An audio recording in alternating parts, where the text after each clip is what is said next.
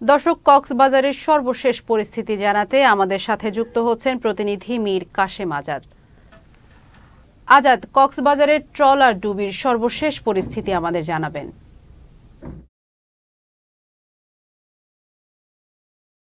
সামিয়া, আপনি জানেন যে কক্সবাজারে বঙ্গোপসাগরে মাছ ধরতে গিয়ে বৈরী আবহাওয়ার কবলে পড়ে প্রায় 13টি ফিশিং ট্রলার সহ 5 শতাধিক জেলে কিন্তু নিখোঁজ রয়েছেন এবং গেল 24 ঘন্টার ভিতরে তাদের সাথে কোনো ধরনের যোগাযোগ করতে পারেনি বলে আমাদেরকে জানিয়েছেন এখানকার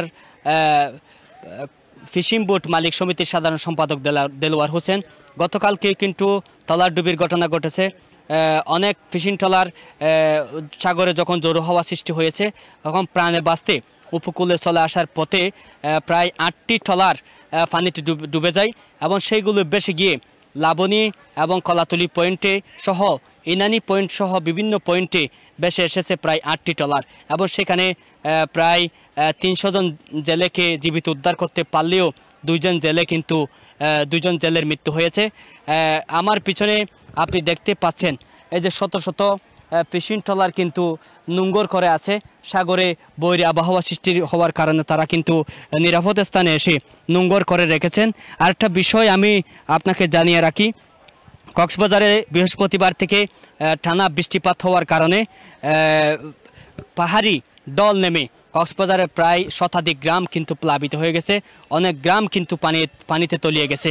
শহরের কথা যদি বলি, শহরের হোটেল মোটেল জোনে কটেজ জোনের যে রাস্তা রয়েছে সেখানে পানি উঠে জলবদ্ধতা সৃষ্টি হয়েছে, যার কারণে পর্যটকরা হোটেলে আটকে আছে এবং সাগর উত্তাল থাকার কারণে পর্যটকরা যাতে সাগরে নামতে না পারে সেজন্য লাল পতাকা উড়িয়ে সেখানে তাদেরকে নিষেধ করা হচ্ছে।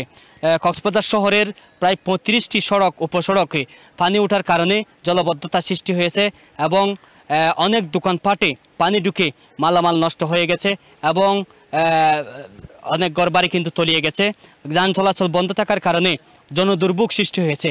সব মিলিয়ে কক্সবাজারে এখানকার মানুষের মাঝে জনজীবনে স্থবিরতা বিরাজ করছে।